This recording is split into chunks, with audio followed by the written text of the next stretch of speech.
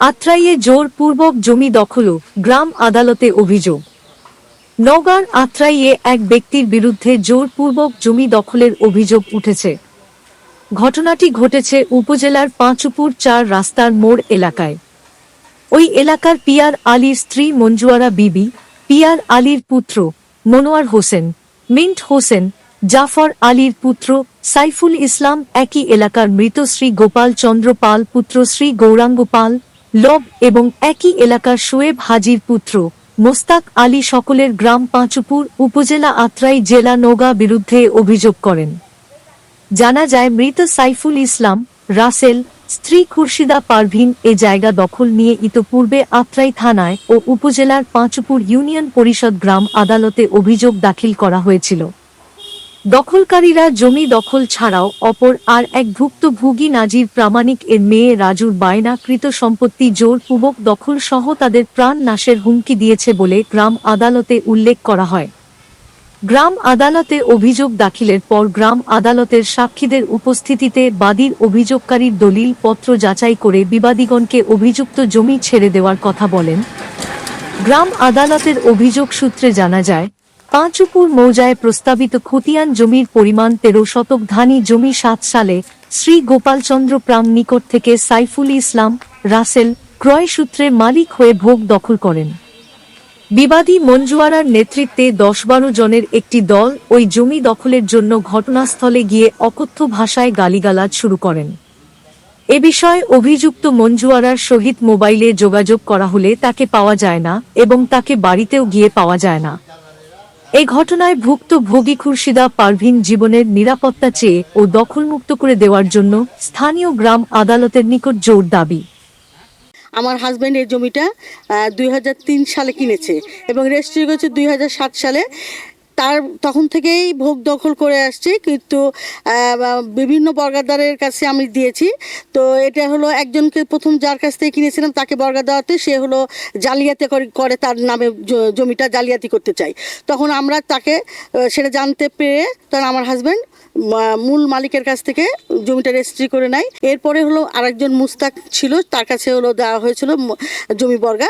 তার কাছ থেকে আমি সম্পূর্ণ ভালোভাবেই বুঝিয়ে পাচ্ছিলাম এবং তারপরে আমার লুৎফর ভাই যে একজন আছে বর্গাদার, ওনার কাছে আমি দিয়েছিলাম। তাকে কৌশলে দুইটা, যেহেতু দুই ভাগে আমার জমি, একটা হলো ১৩ ডিসমাইল এক দাগে, আর এক জমি হলো ২৭ ডিসমাইল আর এক দাগে। লুৎফর ভাইয়ের কাছ থেকে সে ফুসলিয়ে বলেছে, তো আমার তো ইয়ে আছে, গরু আছে, আমার তো ইয়াতে হয় না, আউড়ে হয় না, তো তুই হলো ওই ঘাস আমি লাগাবো, সেজন্য একটা টুকরা আমি করি, একটা টুকরা তুই কর। সেটা আমাদেরকে না জানিয়েই লুৎফর ভাই তাকে দেয় এবং তারা দুজন মিলে করতে থাকে। এক পর্যায়ে সে চালাকি করে হলো লুৎফর ভাইকে বাদ দিয়ে সে নিজেই করা শুরু করে এবং আমি যখন বলি যে লুৎফর ভাই কয় টাকা যে আপনি দিচ্ছেন, আমি লুৎফর ভাইকে সে বলে অনেক সময় বাহানা সাহানা করে সে হলো লুৎফর ভাইকে কখনোই সে আমার নাম্বারটাও দেয় না। অনেকবার সে লুৎফর ভাই আমার নাম্বারটা সে চেয়েছে, সে কখনোই দেয়নি। তার হলো ওই যে আগে জালিয়াতি করেছে দলিল, তারও ওই জমিটা সে ভোগ দখল করবে নিজের নামে এবং সে করে খাবে, এই ইয়েতেই তার ইয়ে আছে, মানে তার মনের ধারণা যে এটা সে করেই খাবে, মানে ওটা সে ছাড়বে না কখনোই। তো এভাবে করতে করতে আমি হলো বিভিন্নভাবে আসি, এসে দেখি যে পাশে একটা ঘর হচ্ছে, সেটাও বলে না, সেটার সাথেও সে মানে সম্পৃক্ত হয়ে এবং আওয়ামী লীগের যে দালালরা ছিল সে দালালরা এখানে বসেছে। কিছু কিছু দালাল সবাই জানেন কে ছিল না ছিল, আমি নাম প্রকাশ করতে চাচ্ছি না বা প্রয়োজনেও নাম প্রকাশ করব ভবিষ্যতে। তো তারা এখানে বসিয়ে দিয়ে যায়, এই মহিলাকে হলো বিক্রি করে নাম ছাম ইয়েতে আর কি, দুঃস্ব যারা মানে জমি দখল করে যারা, এরা হলো এখানে দখল করে এই মহিলাকে বসিয়ে দিয়ে গেছে। যেহেতু আমি একটা বিধবা মহিলা, আজ ৮-৯ মাস ধরে আমি হলো এই একজন আমাকে আশ্রয় দিয়েছে, এভাবে আসছি যাচ্ছি, আমার সন্তান তিনটাকে ফেলে রেখে এসছি আমি। দুইটা ঈদ গেল, বছর করা দিন আমি তাদের চেহারা পর্যন্ত দেখিনি এবং তাদের সাথে আমি ঈদ করতে পারিনি। এই যে আমি গ্রাম আদালতে সালিশ দিয়েছিলাম, তারা হলো আমার একের পর এক ডেট দিচ্ছে। আমি চিন্তা করেছি যে আমার ছেলে মেয়েকে লেখাপড়ার জন্য আমি ঢাকাতে বসবাস করি, আমার ছেলে মেয়ের কাছে গেলে হয়তো আমি আবার এখানে অ্যাটেন্ড করতে পারবো না। আমি এটা একটা সৎ ব্যবস্থা চাচ্ছি। আমি আমি আমার জমিটা ফেরত চাচ্ছি, যে এদের হাত থেকে আমার এই জমিটা উচ্ছেদ করে আমাকে বুঝিয়ে দেওয়া হোক। এটা কার কাছে চাচ্ছেন আপনি? প্রশাসনের কাছে আমি চাচ্ছি। আমার আকুল আবেদন, আমি বিধবা মানুষ, আমার কেউ নাই, আমার ভাই নাই, স্বামী নাই, আমার যে সাহায্য করার মতো কেউ নাই। আমি প্রশাসনের কাছে আকুল আবেদন যে আমাকে আমার জিনিসটা বুঝিয়ে দেওয়া হোক। জমি খান আমার জোর করে সেই বাড়ি ঘর করতে গেছিল এবং কিছুটা বাড়ি করেছেও। তারপরে আমি তাদের সঙ্গে না পেরে আমি জমি বিক্রয় দিয়েছি। গোপাল পালের কাছ থেকে জমি আমার বাবা কিনে। আমরা 3 ভাই, বাবা মারা যাওয়ার পর আমরা 3 ভাইয়ে ওই জমিখানে ওয়ারিশ।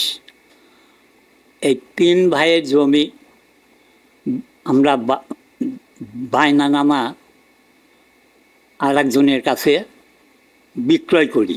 বিক্রয় করার পর এস্টারি হয় নাই, সে জমি বায়নানামা করে দিয়েছি। তার সম্পদটাই কিনেছে, কেনার পরে এই জায়গাটার হলো একর হয়, তো ওই জায়গার সাথেই কিন্তু এই একরটা তারা প্রাপ্ত, কিন্তু অন্য কেউ তো এখানে আসার কোনো এখতিয়ার নেই। কিন্তু অন্য একজন কিন্তু এই যে কাজ ছাড়া ইলেকট্রিকা খায়া এই জিনিসগুলো করে গেছে।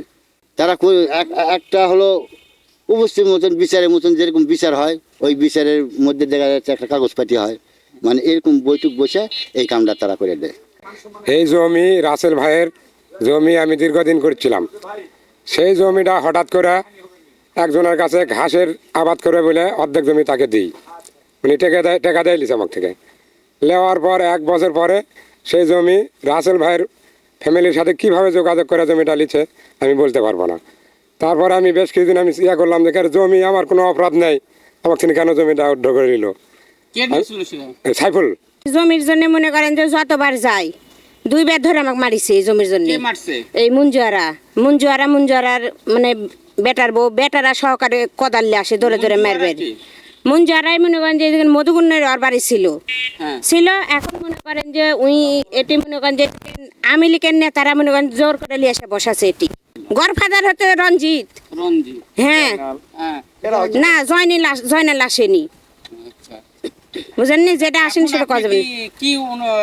আমার কথা শুনেন, স্বামী বাড়ি থাকে না, একটা মনে করেন যে ছোট্ট বাচ্চা লিয়ে থাকি, যাতে আমার জমিটা ফায়সালা করে মনে করেন যে আইনের কাছে আমি একটা যে আমার এই জমিটা ফায়সালা। হ্যাঁ, জায়গাটা অন্য কেউ কি দখল করে নিয়ে? হ্যাঁ, লিছে। কে নিয়েছে? এই মুঞ্জুয়ারা। মুঞ্জুয়ারা। হ্যাঁ।